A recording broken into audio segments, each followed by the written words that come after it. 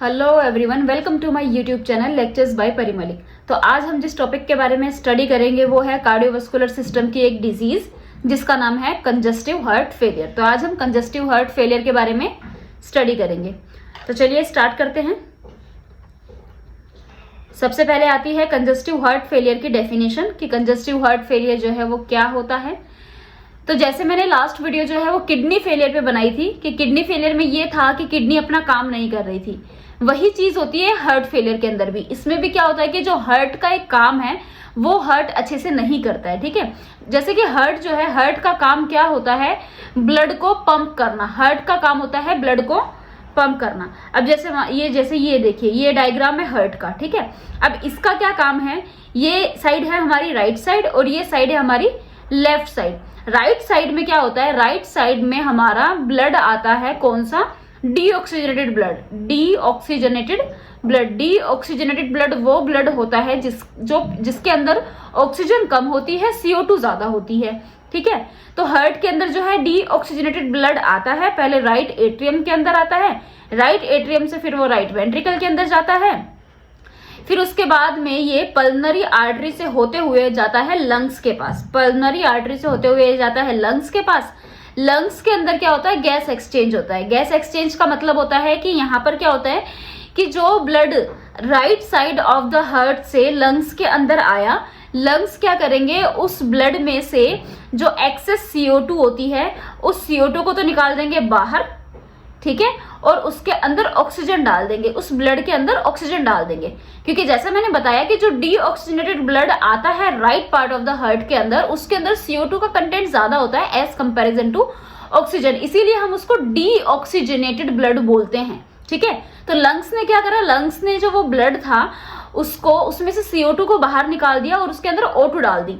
उसके बाद फिर क्या होता है कि पल्मनरी वेन के थ्रू जो है ये ब्लड फिर जाता है हमारा left side of the heart के अंदर, यानी जाता है लेफ्ट एट्रियम के अंदर, फिर लेफ्ट एट्रियम से जाता है लेफ्ट वेंट्रिकल के अंदर, लेफ्ट वेंट्रिकल से फिर आयोटा के थ्रू फिर ये हमारी पूरी सिस्टमैटिक सर्कुलेशन के अंदर चला जाता है, हमारी पूरी बॉडी के अंदर चला जाता है। तो ये होता है हार्ट का काम। ये किसका काम है, ये हार्ट का काम है कि ब्लड को पंप करना। पहले जो ब्लड था वो राइट एट्रियम में था, राइट एट्रियम से उसने जब अपने आप को कॉन्स्ट्रिक्ट करा तो जो ब्लड था वो राइट वेंट्रिकल के अंदर आया, राइट वेंट्रिकल कॉन्स्ट्रिक्ट हुआ तो वो लंग्स के पास गया, लंग्स ने उस ब्लड को लेफ्ट एट्रियम में भेजा, लेफ्ट एट्रियम ने कॉन्ट्रैक्ट किया तो वो लेफ्ट वेंट्रिकल के अंदर गया, उसने जब कॉन्ट्रैक्ट किया तो जो हमारा आयोटा था, आयोटा से वो सिस्टमैटिक सर्कुलेशन के अंदर चला गया। तो हार्ट का क्या काम था, हार्ट का काम था इस ब्लड को आगे से आगे भेजने का काम किसका है, हार्ट का। और इसको हम बोलते हैं पंप करना, ब्लड पंप करना, इसको हम बोलते हैं ब्लड पंप करना।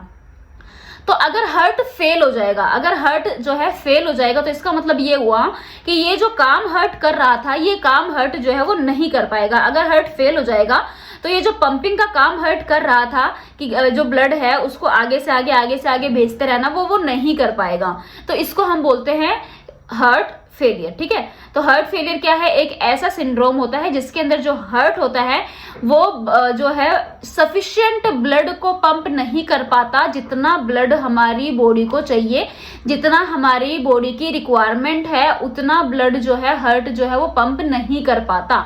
ये होता है हार्ट फेलियर के अंदर, ये होता है कंजस्टिव हार्ट फेलियर के अंदर कि जब जो हमारा हार्ट होता है, जब हमारा हार्ट जो है वो फेल हो जाता है तो उतना ब्लड वो पंप नहीं कर पाएगा हमारी बॉडी के अंदर, उतना ब्लड जो है वो पंप नहीं कर पाएगा हमारी बॉडी के अंदर जितना कि ब्लड जो है वो हमारी बॉडी को चाहिए। ठीक है, ये जैसे ये हार्ट है, ये जो है ये इतना ब्लड पंप नहीं कर पाएगा जितना कि हमारी बॉडी की रिक्वायरमेंट है, इसको हम बोलते हैं हार्ट फेलियर।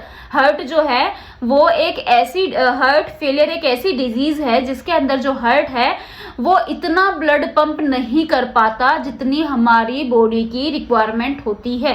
ठीक है, इसके बहुत सारे कॉजेज हैं। तो कंजस्टिव हार्ट फेलियर क्या है, ये एक क्रोनिक प्रोग्रेसिव कंडीशन है। क्रोनिक का मतलब सेम वही है, धीरे धीरे होती है और काफी लंबी चलती है। प्रोग्रेसिव है, धीरे धीरे ये प्रोग्रेस करती रहती है। जैसे आज ये डिजीज स्टार्ट हुई है तो धीरे धीरे ये जो है ये प्रोग्रेस करती रहती है।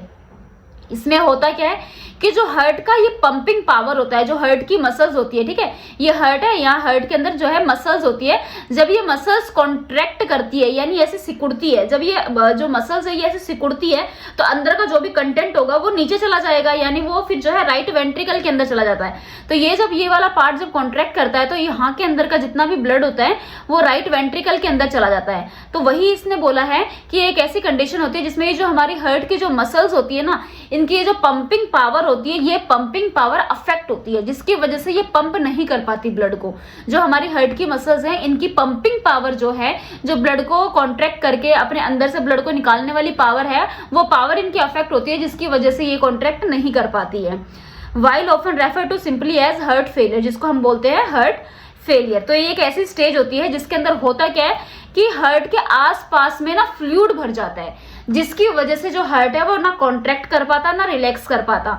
कॉन्ट्रैक्ट ना कर पाना, रिलैक्स ना कर पाना, दोनों अलग अलग टाइप के हार्ट फेलियर के टाइप्स है, जिसमें एक में वो कॉन्ट्रैक्ट नहीं कर पाता, एक में वो रिलैक्स नहीं कर पाता। ये दोनों अलग अलग टाइप के हार्ट फेलियर है। तो इसमें क्या हो रहा है कि जैसे जो हमारा हार्ट होता है ना, हार्ट के आसपास में पानी भर जाता है, हार्ट के आसपास में फ्लूइड भर जाता है, जिसकी वजह से जो ये हार्ट होता है ये ढंग से इसको स्पेस नहीं मिलता, इसको प्रॉपर स्पेस नहीं मिलता, क्योंकि जब इसके अंदर फ्लूइड फिल होगा तो हार्ट को थोड़ा स्पेस चाहिए उस फ्लूइड को अपने अंदर रखने के लिए, क्योंकि आसपास में फ्लूइड भर गया है तो हार्ट को इतना स्पेस नहीं मिल पाता, तो ना वो ढंग से कॉन्ट्रैक्ट कर पाता है ना वो ढंग से रिलैक्स कर पाता है। ये होता है हार्ट फेलियर के अंदर, ठीक है। हार्ट फेलियर के आजकल हमें हार्ट फेलियर के इतने ज्यादा केसेस देखने को मिलते हैं, उसको कार्डियक अरेस्ट हो गया, उसको हार्ट फेलियर हो गया, उसको मायोकार्डियल इन्फेक्शन का अटैक आया है। तो इस तरीके की चीजें आजकल हम बहुत ज्यादा देखने को मतलब सुन रहे हैं।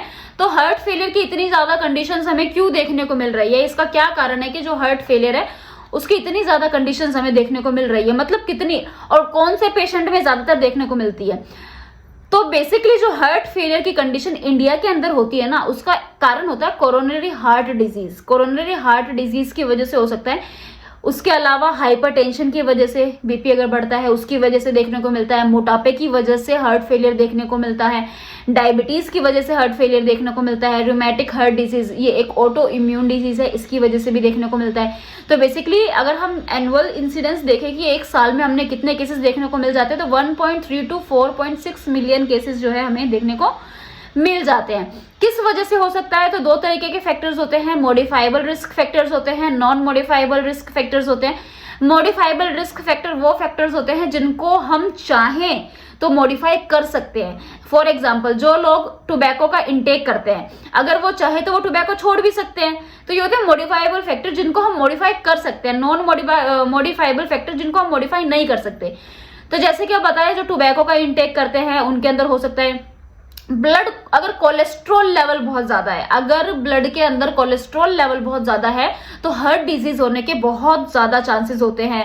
अगर जो है प्रॉपर एक्सरसाइज नहीं करते उसकी वजह से, ओबेसिटी मैंने बता दिया, स्ट्रेस की वजह से भी होता है, हाइपरटेंशन की वजह से भी होता है, जो अभी हमने पीछे पढ़ा। तो ये सारी की सारी चीजें जो है ये हार्ट फेलियर को कंट्रीब्यूट कर रही है। नॉन मॉडिफाइबल में हो जाता है, जैसे अगर मान लो किसी की हार्ट फेलियर की फैमिली हिस्ट्री है, अगर उसकी फैमिली में किसी को हार्ट फेलियर हुआ है तो रिस्क रहेगा कि उसको भी हार्ट फेलियर जो है वो हो सकता है। या जो ओल्ड एज पीपल्स होते हैं, वक्त के साथ साथ क्या होता है कि सारी चीजें भी पुरानी होती जाती है, तो धीरे धीरे जो हार्ट की मसल्स होती है वो भी टायर्ड हो जाती है, तो एक वक्त के बाद ना वो भी अपना काम करना कम कर देती है। तो उम्र के साथ साथ भी ये चीजें देखने को मिल जाती है। और उसके अलावा जो डायबिटिक पेशेंट होते हैं उनका ग्लाइसेमिक इंडेक्स इतना ज्यादा होता है, उनका ग्लूकोज का लेवल इतना ज्यादा होता है कि उसकी वजह से भी हमें ये कंडीशन देखने को मिल सकती है, और हाई ब्लड प्रेशर की वजह से भी देखने को मिल सकती है। अब अगर हम बात करें इसके टाइप्स की कि इसके कितने टाइप्स होते हैं, तो देखो हार्ट फेलियर जो है ना वो बेसिकली हमें 4 तरीके से देखने को मिलता है, ठीक है। एक होता है लेफ्ट साइडेड हार्ट फेलियर। इसमें क्या होता है कि जैसे अभी ये हमारा हार्ट है, ठीक है, जैसे कि ये हमारा हार्ट है, ये हार्ट की है राइट साइड और ये हार्ट की लेफ्ट साइड। एक सेकेंड, ये जो है ये हार्ट की लेफ्ट साइड, ये होता है हमारा एट्रियम। ऊपर वाले जो है, ऊपर वालों को हम बोलते हैं एट्रियम, नीचे वाले को हम बोलते हैं वेंट्रिकल्स। तो लेफ्ट साइड का मतलब है कि अगर हार्ट का ये वाला हिस्सा ब्लॉक हो गया, अगर ये वाला हिस्सा जो है फेल हो गया हार्ट का, ये हो गया लेफ्ट साइड वाला। राइट साइड का मतलब होता है कि अगर ये वाला हिस्सा जो है वो फेल हुआ है हार्ट का। तो इसमें ना दोनों में अगर तुम्हें साइन एंड सिम्टम्स याद रखने हैं ना, तो उसको याद करने का एक सिंपल सा तरीका है। अब मैं तुम्हें समझाने के पर्पज से बता रही हूँ। जैसे मान लो ये हार्ट है, ठीक है, सिर्फ मैं समझाने के पर्पज से बता रही हूँ। ये हार्ट है, ये हार्ट का होता है राइट एट्रियम, ये हो गया हमारा राइट वेंट्रिकल, ये हो गया हमारा लेफ्ट एट्रियम, और ये हो गया हमारा लेफ्ट वेंट्रिकल, ठीक है। यहाँ पर होती है हमारी सुपीरियर वेना केवा और यहाँ पर होती है हमारी इंफीरियर वेना केवा, जो कि राइट एट्रियम में खुलती है। इसको समझने के लिए अब पूरी ब्लड सप्लाई समझना जरूरी है, तो ध्यान से सुनो। होता क्या है, हमारी बॉडी, जो हमारी लोअर बॉडी है, जो हमारी लोअर बॉडी है, वहां से जो इम्प्योर ब्लड होता है, इम्प्योर ब्लड का मतलब वो ब्लड जो डीऑक्सीजनेटेड है, जिसके अंदर ऑक्सीजन की क्वांटिटी जो है वो कम है, वो ब्लड जो डीऑक्सीजनेटेड है, जिसमें ऑक्सीजन की क्वांटिटी कम है, CO2 की क्वांटिटी ज्यादा है, वो सारा ब्लड जो है वो आता है ये इंफीरियर वेना केवा से, ठीक है। वो आता है इंफीरियर वेना केवा के थ्रू, और वो आके हमारे राइट एट्रियम के अंदर उस ब्लड को छोड़ देता है। जो हमारी अपर बॉडी है, वहां से जो ब्लड है वो आता है सुपीरियर वेना केवा के थ्रू और सुपीरियर वेना केवा से वो जो भी ब्लड होता है वो राइट एट्रियम में छोड़ देते हैं। तो अब इस राइट एट्रियम के अंदर आ गया हमारा सारा डीऑक्सीजनेटेड ब्लड, हमारी पूरी बॉडी का डीऑक्सीजनेटेड ब्लड जो था वो आ गया अब राइट एट्रियम के पास में through superior vena cava and inferior vena cava. अब क्या होता है, यहाँ पर ना वॉल्व लगे होते हैं, यहाँ पर वॉल्व लगे होते हैं, यहाँ पर वॉल्व लगे होते हैं, इनको हम बोलते हैं मिट्रल वॉल्व्स। यहाँ पे वॉल्व लगे होते हैं, ये जो वॉल्व होता है इसका नाम है ट्राइकस्पिड वॉल्व, इसको हम बोलते हैं ट्राइकस्पिड वॉल्व।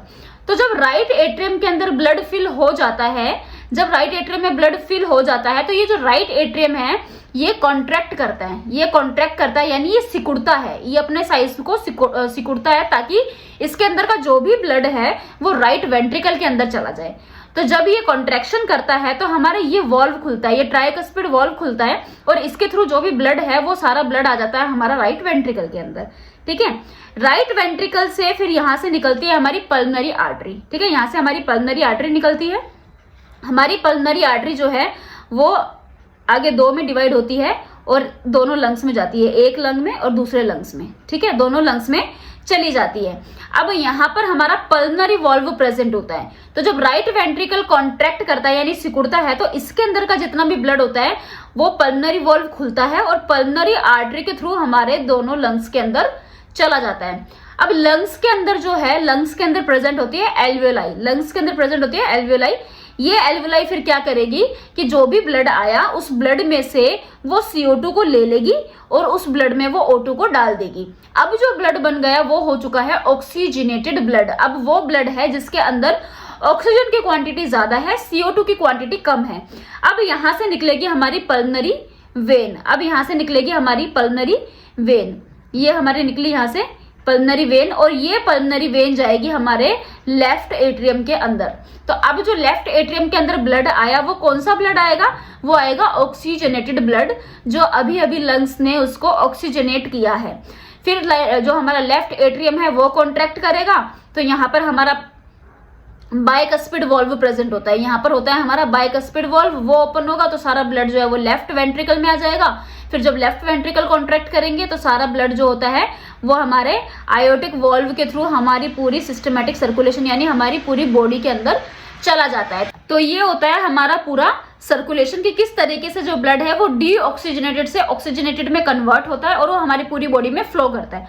अब मान लो अगर हमारे हार्ट का राइट साइड जो है वो ब्लॉक हो जाए, ठीक है, अब ये जो साइड है ये है हार्ट का राइट साइड, अगर ये ब्लॉक होता है, अगर ये फेल होता है, अगर ये फेल होता है तो जो भी सिम्टम्स आते हैं ना वो कार्डियक के ही सिम्टम्स आते हैं, ठीक है, जो भी सिम्टम्स आएंगे ना वो हमारे कार्डियक के सिम्टम आएंगे। लेकिन ध्यान रखना अगर हार्ट की लेफ्ट साइड फेल होती है ना, तो लेफ्ट साइड में जो ब्लड आ रहा है ना वो लंग्स से आ रहा है, लेफ्ट साइड में अगर जो ब्लड आ रहा है वो लंग्स के अंदर से आ रहा है, तो लेफ्ट साइड जब भी ब्लॉक होती है तो सिम्टम्स हमेशा पल्मनरी देखने को मिलेंगे। पल्मनरी मतलब होता है लंग्स, जो सिम्टम्स आएंगे वो पल्मनरी के सिम्टम्स देखने को मिलेंगे, क्योंकि फेलियर में क्या हो रहा है कि ये ब्लड को पंप नहीं कर पा रहा, ये जो ब्लड इसके अंदर आ रहा है उसको ये आगे पंप नहीं कर पा रहा। तो क्या होता है कि पल्मनरी वेन के अंदर प्रेशर बनता है, क्योंकि जो ब्लड है वो इसके अंदर जा ही नहीं पा रहा, तो पल्मनरी वेन में प्रेशर बनता है। पल्मनरी वेन कहां से निकल के आ रही है, लंग्स के अंदर से निकल के आ रही है, तो लंग्स के अंदर प्रेशर बनता है। तो इस तरीके से जो सिम्टम्स आते हैं ना left sided of heart failure के अंदर वो पल्मनरी के सिम्टम्स आते हैं, ठीक है। वो किसके सिम्टम्स आते हैं, वो पल्मनरी के सिम्टम्स आते हैं कि मान लो जो हमारा लेफ्ट साइड है, लेफ्ट साइड अगर हमारा ब्लॉक हुआ है तो लेफ्ट साइड जो है, लेफ्ट साइड ब्लॉक हो गया, लेफ्ट साइड जो है वो कॉन्ट्रैक्ट नहीं कर पा रहा, उसके अंदर ना ब्लड आ पा रहा ढंग से, ना वो कॉन्ट्रैक्ट कर पा रहा। तो जो हमारी ये पल्मनरी वेन होती है इसके अंदर प्रेशर बनता है क्योंकि सारा ब्लड जो है वो इसके अंदर आया, इसके थ्रू ही तो वो लेफ्ट एट्रियम में आना था। तो जो सारा ब्लड है वो हमारी इस जो हमारी वेन है इसके अंदर इकट्ठा हो रहा है, वो आगे जा नहीं पा रहा क्योंकि हमारा हार्ट जो है वो फेल हो गया, वो पंप नहीं कर पा रहा है। तो ये इस तरीके से हमारी इस वेन के अंदर प्रेशर बनता है और ये वेन अल्टीमेटली कहां से आ रही है, लंग्स से आ रही है, तो लंग्स के अंदर प्रेशर बनता है। तो जो left side of the heart failure है उसके अंदर जो भी सिम्टम्स देखने को मिलते हैं वो पल्मनरी के देखने को मिलते हैं, और राइट साइड में जो भी सिम्टम्स देखने को मिलते हैं वो कार्डियक के ही देखने को मिलते हैं। 4 तरीके के होते हैं, left side heart failure, right side heart failure, उसके अलावा आता है सिस्टोलिक हार्ट फेलियर और diastolic heart failure. Systolic word जो है इसका मतलब होता है कॉन्ट्रैक्शन और डायस्टोलिक का मतलब होता है रिलैक्सेशन। सिस्टोलिक हार्ट फेलियर में क्या होता है कि ये जो हार्ट है ना ये कॉन्ट्रैक्ट नहीं कर पा रहा, जो मैं इतनी देर से कॉन्ट्रैक्ट वर्ड यूज कर रही हूँ कि जैसे कि सिकुड़ जाना ताकि जो ब्लड है वो दूसरे उसमें चला जाए, तो ये जो हार्ट है ये हार्ट जो है वो ढंग से कॉन्ट्रैक्ट नहीं कर पाता, जिसकी वजह से ब्लड जो है वो आगे फ्लो नहीं कर पाता। ये होता है सिस्टोलिक हार्ट फेलियर में। डायस्टोलिक हार्ट फेलियर में ये होता है कि वो कॉन्ट्रैक्ट तो कर गया लेकिन वो रिलैक्स नहीं कर पाता, यानी ब्लड फिलिंग नहीं हो पाती उसके अंदर, क्योंकि अब वो कॉन्ट्रैक्ट, मान लो वो ऐसे हो रखा है, जैसे ये देखो मेरा हाथ, ये अभी है ना, ये कॉन्ट्रैक्ट कर रखा है हार्ट ने, अब इसके अंदर ब्लड फिल कैसे होगा, क्योंकि ये तो कॉन्ट्रैक्ट कर रखा है हाथ ने, अब इसमें ब्लड फिल कैसे होगा, जब वो रिलैक्स होगा तब इसमें ब्लड फिलिंग होगी। लेकिन डायस्टोलिक में क्या होता है कि वो रिलैक्स नहीं कर पाता, जिसकी वजह से ब्लड फिलिंग नहीं हो पाती है। ठीक है, तो जो सिस्टोलिक हार्ट फेलियर है उसमें तो क्या होता है कि जो हार्ट है वो कॉन्ट्रैक्ट नहीं कर पाता, तो जो ब्लड है वो ब्लड को अपने अंदर से बाहर नहीं निकाल पाता। लेकिन डायस्टोलिक में ये होता है कि ये हार्ट जो है ना, ये हार्ट ने ऑलरेडी कॉन्ट्रैक्ट किया हुआ है, अब ये रिलैक्स नहीं करेगा, ये रिलैक्स नहीं करेगा, जिसकी वजह से इसके अंदर ब्लड फिल नहीं होगा। ब्लड फिल नहीं होगा तो आगे ब्लड कहां से जाएगा, आगे ब्लड जा ही नहीं पाएगा। तो ये होता है सिस्टोलिक और डायस्टोलिक हार्ट फेलियर के अंदर। ठीक है, सिस्टोलिक में क्या हो रहा है, सिस्टोलिक में जो प्रॉब्लम है वो contraction power of the heart के अंदर है। जो हार्ट है वो ढंग से कॉन्ट्रैक्ट नहीं कर पा रहा, heart is unable to pump blood, heart जो है वो ब्लड पंप नहीं कर पाएगा क्योंकि हमारा ये जो हार्ट का ये जो हिस्सा है ये कॉन्ट्रैक्ट नहीं कर पा रहा, अपने अंदर का जो ब्लड है वो आगे फ्लो नहीं कर पा रहा। तो अब इससे क्या होगा, इससे ये होगा कि अगर ये आगे ब्लड भेज ही नहीं पाएगा, इसके पास ब्लड आया, ये इस ब्लड को आगे भेज नहीं पाया, तो ये ब्लड जो है ये लंग्स के पास क्या भेजेगा, क्योंकि राइट एट्रियम, जो हमारा राइट एट्रियम था उसने लेफ्ट एट्रियम को ब्लड ही नहीं दिया, लंग्स के पास भी ब्लड नहीं आएगा तो हमारी लेफ्ट साइड में भी ब्लड नहीं आएगा। तो जो आयोटा के थ्रू यहाँ से जो ब्लड निकलेगा, हार्ट से जो ब्लड निकलेगा, क्या वो नॉर्मल क्वांटिटी में निकलेगा, नॉर्मल नहीं निकलेगा, क्योंकि हार्ट पंप कर ही नहीं रहा, ब्लड को भेज ही नहीं रहा आगे। तो इसका मतलब जो सिस्टोलिक वॉल्यूम होता है वो भी डिक्रीज होगा और हमारा कार्डियक आउटपुट होता है वो भी डिक्रीज होगा। सिस्टोलिक वॉल्यूम भी डिक्रीज होगा, कार्डियक आउटपुट भी डिक्रीज होगा। कार्डियक आउटपुट का मतलब होता है 1 मिनट के अंदर हार्ट ने कितना ब्लड अपने अंदर से बाहर निकाला। तो नॉर्मली जो है कार्डियक आउटपुट होता है वो होता है 5 लीटर, नॉर्मली कार्डियक आउटपुट होता है 5 लीटर होता है। लेकिन क्योंकि यहाँ पर जो हार्ट है वो अपने अंदर से ब्लड बाहर निकाल ही नहीं पा रहा, वो पंप कर ही नहीं पा रहा, जिसकी वजह से जो नॉर्मल 5 लीटर ब्लड निकलता था वो नहीं निकलेगा, वो डिक्रीज हो जाएगा क्योंकि ब्लड आगे आ ही नहीं रहा। और सिस्टोलिक वॉल्यूम का मतलब होता है एक कॉन्ट्रैक्शन में कितना ब्लड बाहर निकल रहा है। तो जो हार्ट है वो कॉन्ट्रैक्ट कर ही नहीं पा रहा है तो इसमें भी ब्लड बाहर नहीं निकल पा रहा, तो सिस्टोलिक वॉल्यूम भी कम होगा, कार्डियक आउटपुट भी कम होगा। ठीक है, तो सिस्टोलिक वॉल्यूम जो है वो कितना होता है, वो होता है 70 ml। सिस्टोलिक वॉल्यूम होता है 70 ml नॉर्मल और कार्डियक आउटपुट होता है 5 लीटर्स। तो सिस्टोलिक वॉल्यूम मैंने बताया कि एक कॉन्ट्रैक्शन के अंदर कितना ब्लड निकल रहा है उसको बोलते हैं सिस्टोलिक वॉल्यूम। लेकिन क्योंकि यहाँ हार्ट कॉन्ट्रैक्ट कर ही नहीं पा रहा क्योंकि हार्ट फेलियर है, तो सिस्टोलिक वॉल्यूम यानी ब्लड बाहर निकलेगा नहीं, तो सिस्टोलिक वॉल्यूम भी नहीं होगा। और कार्डियक आउटपुट का मतलब होता है 1 मिनट के अंदर जो हार्ट है उसने कितना ब्लड बाहर निकाला, वो भी नहीं निकाल पा रहा क्योंकि ब्लड जो है वो आगे सर्कुलेट कर ही नहीं रहा, तो कार्डियक आउटपुट भी कम होगा। इजेक्शन फ्रैक्शन का मतलब भाई कितना ब्लड इजेक्ट हुआ, तो वो भी नॉर्मल इजेक्शन फ्रैक्शन जो है वो 60% होता है, लेकिन क्योंकि इसमें ब्लड बाहर निकल ही नहीं रहा है तो इसमें होगा less than 40%। Diastolic heart failure जैसे मैंने बताया इसमें हार्ट फिल ही नहीं होगा, इसमें हार्ट जो है उसकी फिलिंग ही नहीं होगी हार्ट के अंदर, क्योंकि हार्ट जो है वो कॉन्ट्रैक्ट करा हुआ है, वो रिलैक्स नहीं कर रहा है, जिसकी वजह से इसमें हार्ट जो है वो जो ब्लड है वो इसमें फिल ही नहीं होगा। तो इसमें क्या होता है, हमारा जो डायस्टोलिक वॉल्यूम है इसमें भी डिक्रीज हो जाएगा। ठीक है, और इसके अंदर हमें कार्डियोमायोपैथी भी देखने को मिलेगी, इसके अंदर हमें कार्डियक मायोपैथी भी देखने को मिलेगी।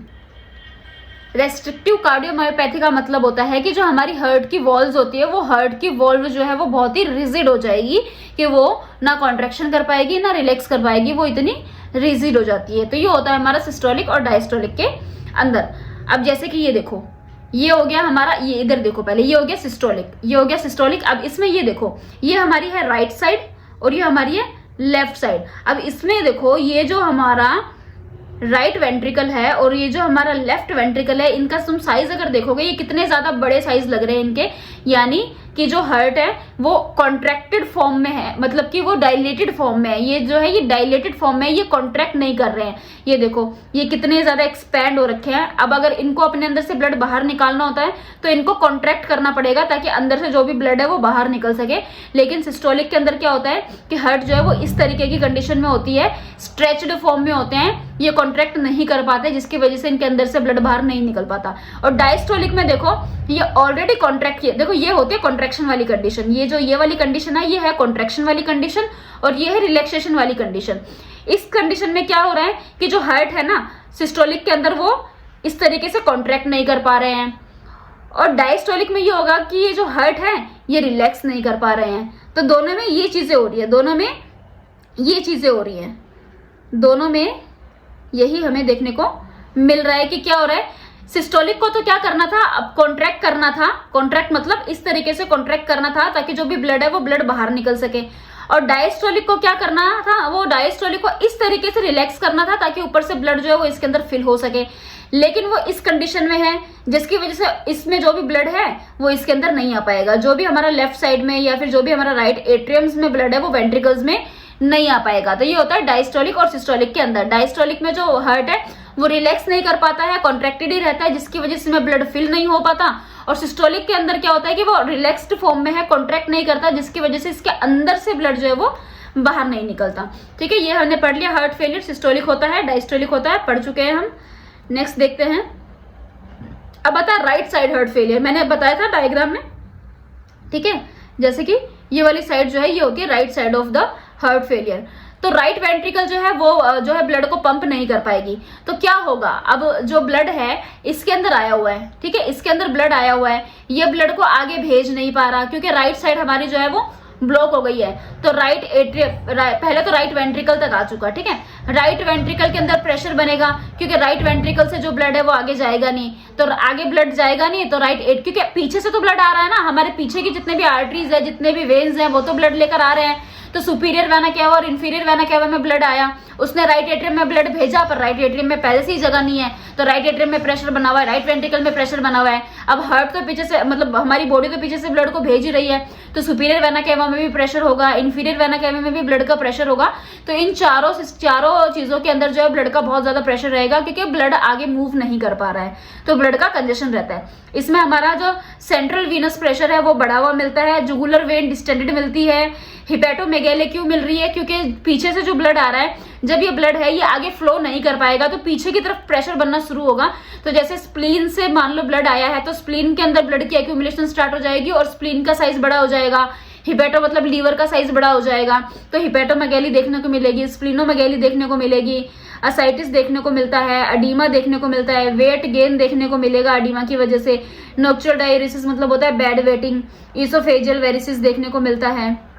ठीक है, तो ये है हमारा राइट साइड का फेलियर और ये है हमारा लेफ्ट साइड का फेलियर। कि जो राइट साइड है उसने अभी अपनी जो एबिलिटी है कि मुझे जो हमारा डीऑक्सीजनेटेड ब्लड होता है मुझे उसको मूव करना है ताकि वो ऑक्सीजन को ले सके, वो नहीं कर पाता। राइट साइड जो होता है ना, वो अगर मोस्ट ऑफ द टाइम्स जो है वो लेफ्ट साइड फेलियर की वजह से ही राइट साइड भी फेल होती है, लेकिन ऐसा नहीं है कि लेफ्ट साइड अगर फेल नहीं है तो राइट साइड फेल ही नहीं होगी।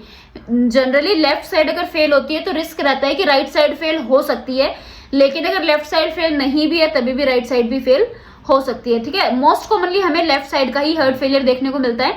इसमें जो हार्ट है वो लेफ्ट वाली साइड से ब्लड पंप नहीं कर पाता है और मैक्सिमम ये हमें कोरोनरी आर्टरी डिजीज की वजह से देखने को मिलता है। लेफ्ट का मैंने बता ही दिया, लेफ्ट वेंट्रिकल में जो प्रेशर बनेगा तो लेफ्ट एट्रियम में भी प्रेशर बनेगा, हमारी जो पल्मोनरी वेन थी उसमें भी प्रेशर बनेगा, एडिमा देखने को मिलता है, डिस्निया देखने को मिलता है, टेकिपनिया मतलब जो हमारा जो हमारा ब्रीदिंग रेट है वो इंक्रीज हो जाता है, एडिमा होने की वजह से क्रैकलिंग साउंड देखने को मिलेगी, स्पूटम में ब्लड देखने को मिलता है और रेस्टलेसनेस देखने को मिलती है। स्टेजेस आती है कंजस्टिव हार्ट फेलियर की, 4 स्टेजेस होती है। फर्स्ट स्टेज पे जो पेशेंट है वो रिस्क पे होता है।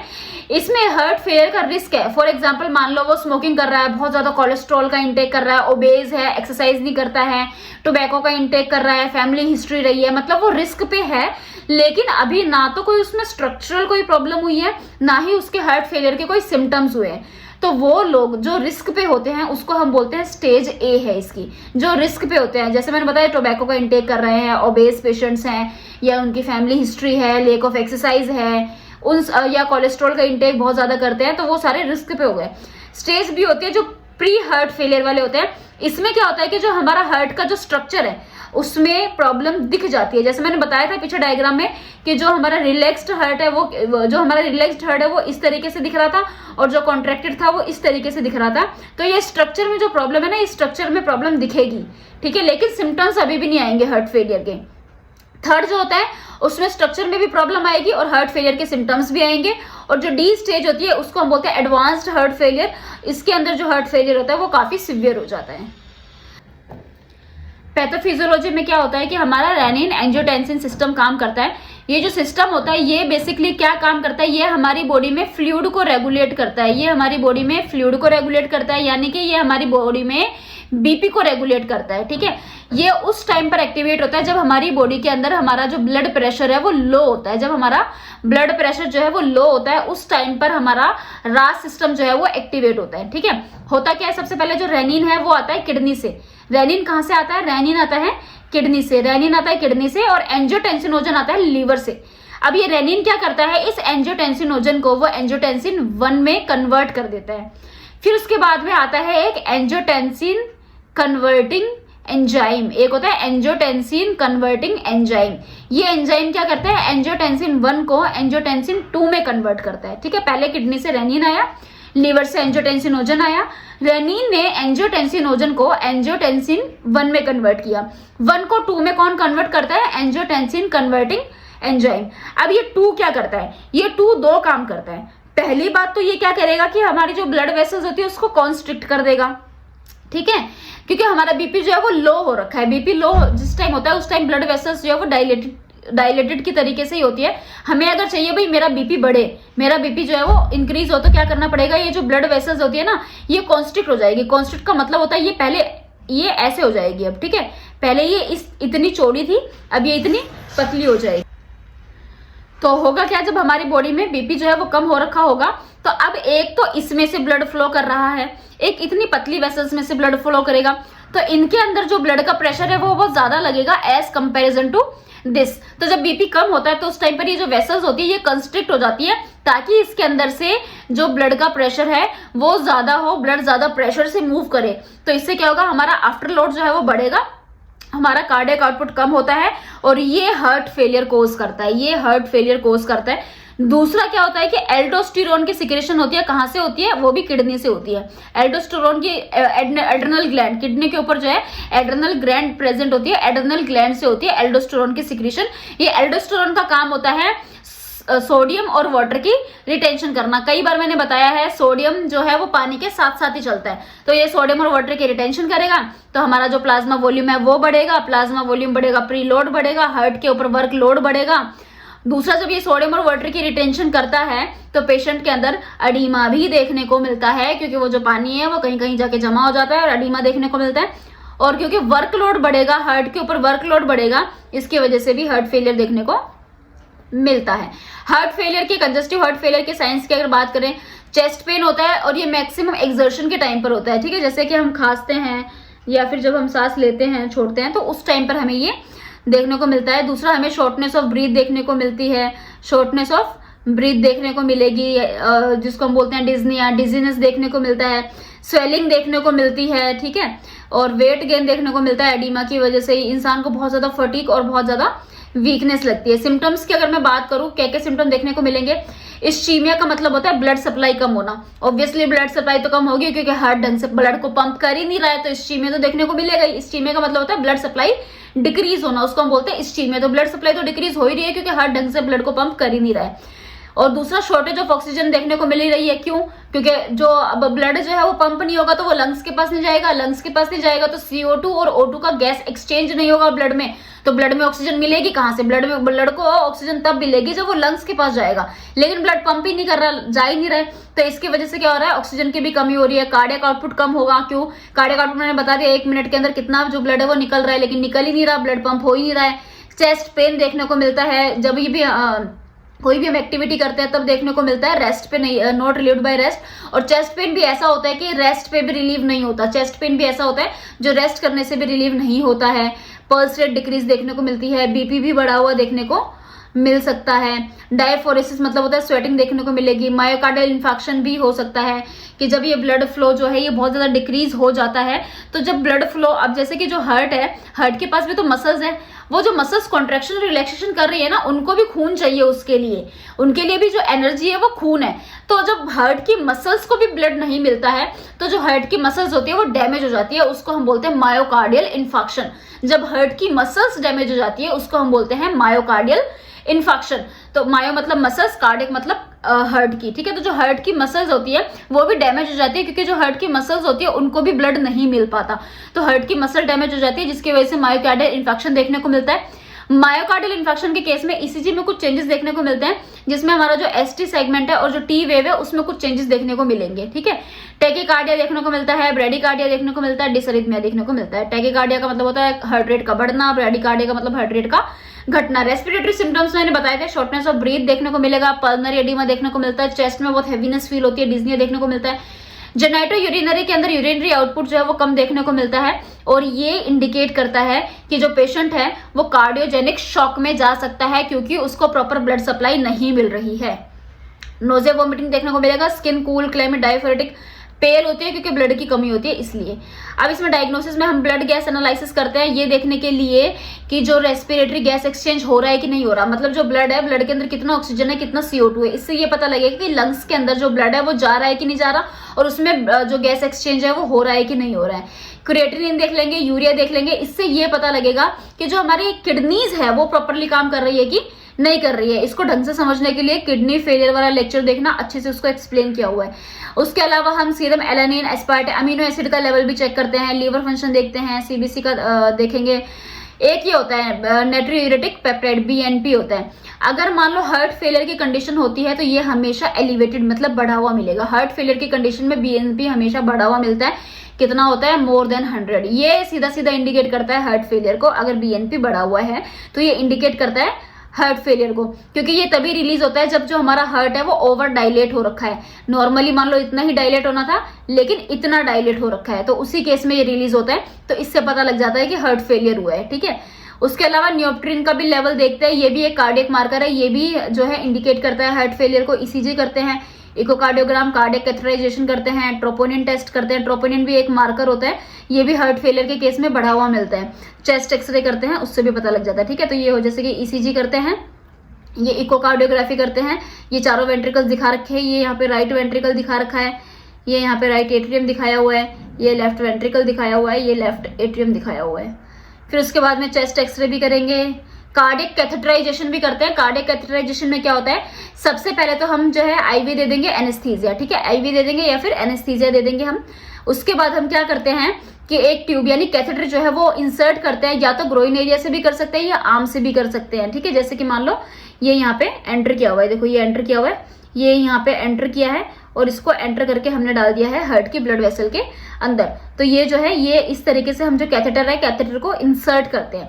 कैथेटर इंसर्ट करने के बाद इस कैथेटर के थ्रू हम जो है डाई डालेंगे, डाई इंजेक्ट करते हैं, ये डाई है, डाई इंजेक्ट करते हैं। डाई इंजेक्ट करने के बाद वो डाई हमें एक्सरे में दिखती है, ठीक है। अब वो जहां जहां ब्लॉकेज हो रखी होगी ना, वो हमें एक्सरे में डाई के थ्रू विजिबल हो जाएगा, कि जहां पर भी ऑब्स्ट्रक्शन हो रखी होगी वहां पर हमें वो डाई में विजिबल हो जाएगा। फिर जो कैथेटर है, इस कैथेटर का जो हम यूज है इस ब्लॉकेज को क्लियर करने में भी यूज करते हैं, कि कई बार क्या होता है कैथेटर के आगे ना बलून लगा दिया जाता है, तो जब कैथेटर जो है वो ब्लॉकेज वाले एरिया पे चला जाएगा तो उस बलून को इन्फ्लेट कर दिया जाएगा, और जो ब्लॉकेज है वो ब्लॉकेज जो है वो खुल जाएगी, ठीक है। जैसे मान लो ये ऐसे है, ठीक है।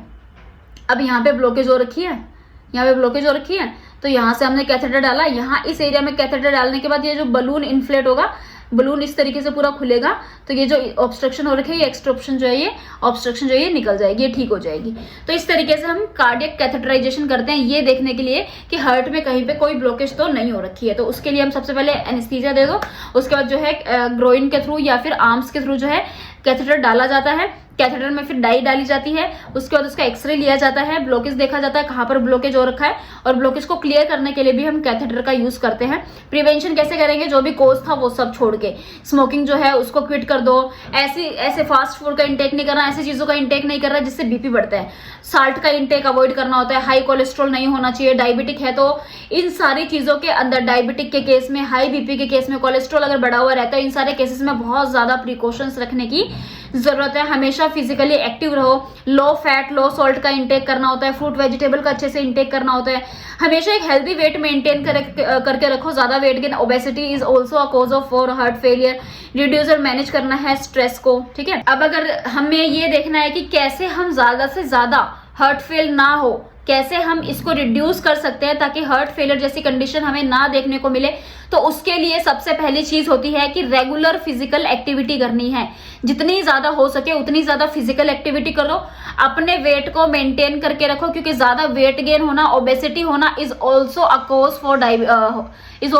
For heart failure. स्मोकिंग नहीं करनी है, स्मोकिंग जो है वो हार्ट फेल कॉज कर सकता है।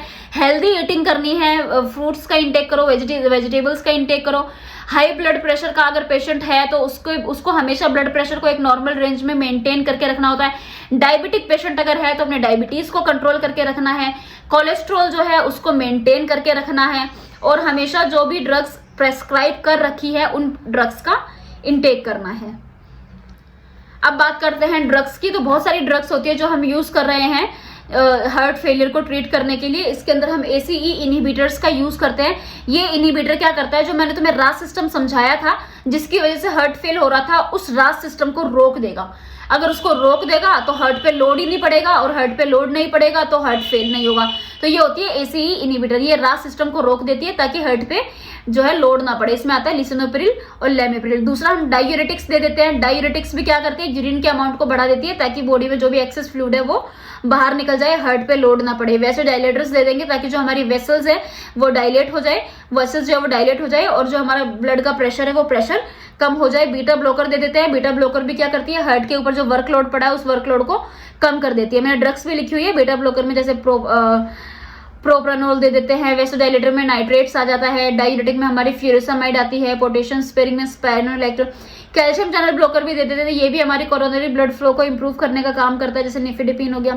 एंटीकोगुलेंट भी दे देते हैं कि ताकि अगर मान लो कहीं क्लोट वगैरह बन रखा है तो वो ठीक हो जाए, तो हिपेरिन दे देते हैं। एनाल्जेसिक दे देते हैं ताकि पेन जो है उसको रिड्यूस कर सकते हैं, उसमें हम मोर्फिन दे देते हैं। थ्रोम्बोलाइटिक ड्रग, अगर मान लो किसी आर्टरी के अंदर थ्रोम्बस बना हुआ है, क्योंकि जैसे बताया था हार्ट फेलियर का कारण होता है coronary artery disease. Coronary artery disease में क्या होता है कि जो हमारी कोरोनरी आर्टरी होती है, कोरोनरी आर्टरी के अंदर थ्रोम्बस बन जाता है, जिसकी वजह से वहां की जो ब्लड सप्लाई है वो कॉम्प्रोमाइज हो जाती है। तो इसीलिए थ्रोम्बोलाइटिक देते हैं ताकि ये जो थ्रोम्बस है ये थ्रोम्बस टूट जाए और ब्लड सप्लाई जो है वो ठीक हो जाए। आइनोट्रोपिक एजेंट्स दे देते हैं जिसमें डोपामिन, डायविटामिन दे देते हैं, ठीक है। एक्यूट कंडीशन में कभी भी ओरल नहीं देते। ड्रग ऑफ चॉइस जो होती है इसकी वो होती है डिजॉक्सिन। ड्रग ऑफ चॉइस जो है वो डिजॉक्सिन होती है। अब डिजॉक्सिन जो है वो बहुत ही इंपॉर्टेंट ड्रग है। डिजॉक्सिन में से बहुत सारे सीधे सीधे क्वेश्चंस पूछे जाते हैं, तो डिजॉक्सिन को देखो ध्यान से। डिजॉक्सिन जो होती है उसका जो यूज किया जाता है वो हार्ट रेट को रेगुलेट करने के लिए यूज किया जाता है। अगर पेशेंट की जो हार्ट रेट है वो नॉर्मल नहीं चल रही है तो उस हार्ट रेट को रेगुलेट करने के लिए हम डिजॉक्सिन का यूज करते हैं। डिजॉक्सिन के 3 इफेक्ट होते हैं। एक तो जो डिजॉक्सिन है वो पॉजिटिव आइनोट्रोफिक ड्रग है, दूसरा नेगेटिव क्रोनोट्रोफिक ड्रग है, और तीसरा नेगेटिव ड्रोमोट्रोफिक ड्रग है। तीनों अलग अलग काम करते हैं। आइनोट्रोफिक का मतलब होता है कि ये फोर्स ऑफ कॉन्ट्रैक्शन को बढ़ाती है। डिजॉक्सिन जो है, जो कॉन्ट्रैक्शन का फोर्स होता है, ये उस फोर्स को बढ़ाती है जिससे कि कार्डियक आउटपुट बढ़े। क्योंकि हार्ट जो है वो फेल हो रखा है, वो कॉन्ट्रैक्ट नहीं कर रहा, ये अब उसके ऊपर प्रेशर लगाएगी ताकि हार्ट जो है वो कॉन्ट्रैक्ट करे। तो हार्ट जब कॉन्ट्रैक्ट करेगा तो ब्लड बाहर निकलेगा, तो कार्डियक आउटपुट भी बढ़ेगा। तो ये हार्ट फेल जो होता है तो कॉन्ट्रैक्शन की पावर को बढ़ाती है ये, ताकि जो कार्डियक आउटपुट है, जो ब्लड निकलता है वो निकले। नेगेटिव क्रोनोट्रोपिक का मतलब होता है कि ये हार्ट रेट को डिक्रीज करती है।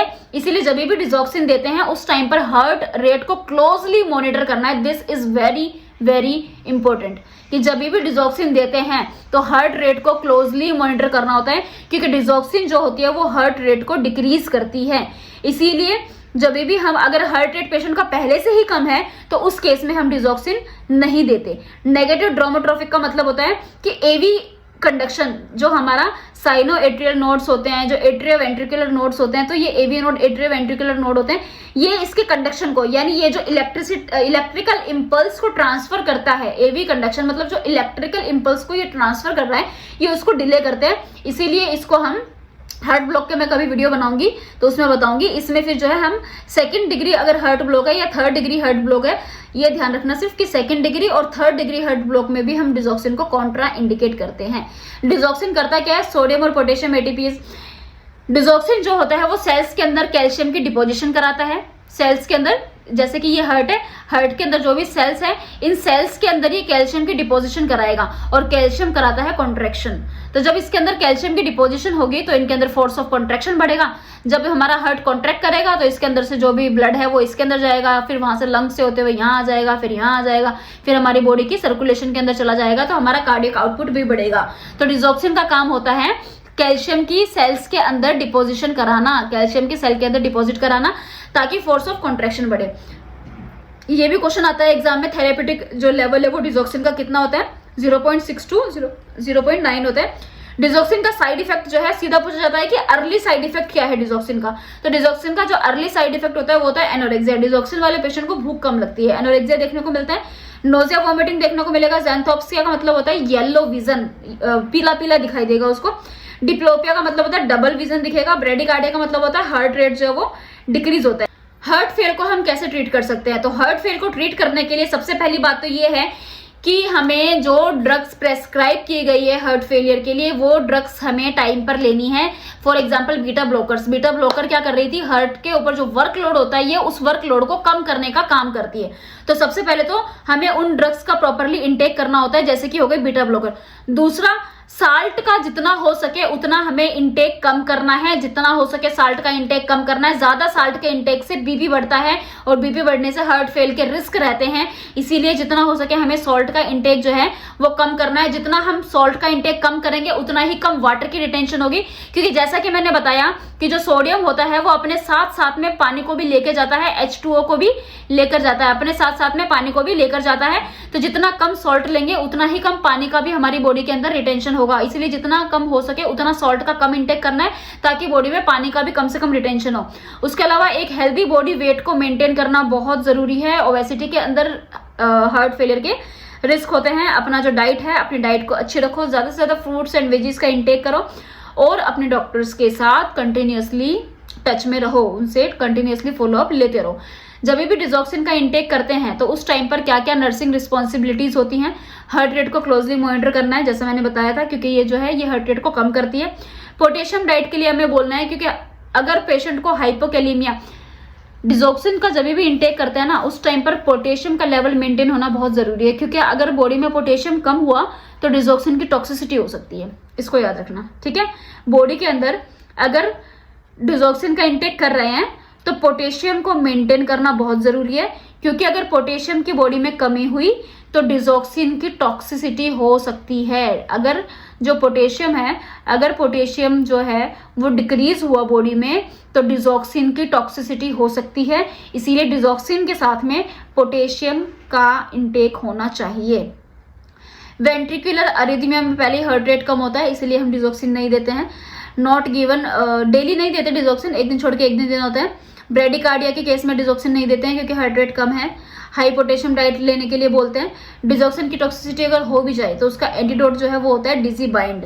फर्स्ट लाइन ड्रग पूछी जाए अगर हार्ट फेलियर की तो वो होती है हमारी ACE इनहिबिटर, क्योंकि ये ACE इनहिबिटर जो हमारा रास सिस्टम था, क्योंकि मैंने तुम्हें पैथोफिजियोलॉजी में बताया था हार्ट फेल का कारण जो है वो रास सिस्टम होता है, तो ये जो ACE इनहिबिटर है ये इस रास सिस्टम को रोक देगी तो हार्ट फेलियर नहीं होगा। तो इसीलिए जो फर्स्ट लाइन ड्रग हम हार्ट फेलियर के लिए देते हैं वो होती है हमारे ACE, angiotensin converting enzyme inhibitor. ये उस रास सिस्टम को रोक देगी जिससे हार्ट फेलियर नहीं होगा। उसके अलावा डायूरेटिक दे देते हैं। डिजॉक्सिन की जो टैबलेट होती है वो इस फॉर्म में आती है 0.125 mg के अंदर। उसके अलावा एंटी हाइपरटेंसिव मेडिकेशंस देते हैं, जिसमें हम देते हैं मिथाइल डोपा, ये जो है हाइपरटेंशन के लिए देते हैं। अगर जो बीपी बढ़ा हुआ होता है, बीपी को कम करने के लिए हम ये दवाई जो है वो देते हैं। ये हमारे हाई ब्लड प्रेशर को कम करता है ताकि हार्ट अटैक जैसे इश्यूज ना हो, किडनी फेलियर जैसे इश्यूज ना हो। मिथाइल डोपा करता क्या है कि जो हमारी ब्लड वेसल्स होती है उस ब्लड वेसल को ये रिलैक्स कर देता है ताकि जो ब्लड है वो इजीली मूव करे और बीपी जो है, जैसे कि मान लो नॉर्मली हमारा जो ब्लड है वो इस वजह से मूव कर रहा था, अब ये जो ब्लड वेसल्स है उनको इस तरीके से रिलैक्स कर देगा ताकि जो ब्लड है वो आराम से इसके अंदर से मूव करे और जो ब्लड का प्रेशर है वो प्रेशर भी कम हो जाए।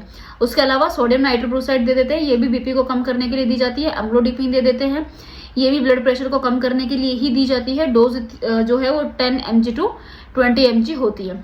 नॉन फार्माकोलॉजिकल थेरेपी की अगर हम बात करें तो हम एजुकेशन दे सकते हैं कि हार्ट फेलियर जो है वो किस तरीके की बीमारी है और कैसे हम अपने आप की मदद कर सकते हैं इससे ठीक होने के लिए। डाइट के बारे में बता सकते हैं कि जैसे मैंने बताया अभी, ज़्यादा सॉल्ट वाली डाइट नहीं लेनी है जिसमें ज़्यादा सॉल्ट एडिड हो, अल्कोहल का इंटेक नहीं करना, स्मोकिंग नहीं करनी है, वो सारी चीज़ें हम बता देंगे।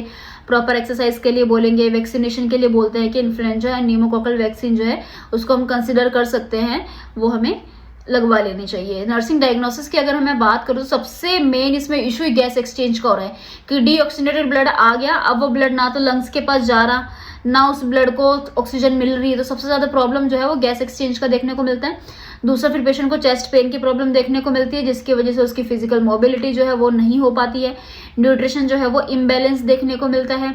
चेस्ट पेन की वजह से उसका जो स्लीप पैटर्न है वो भी डिस्टर्ब हो जाता है। पेशेंट को एंजाइटी रहती है बहुत ज़्यादा और डिसीज कंडीशन के बारे में उसको नॉलेज नहीं होती है।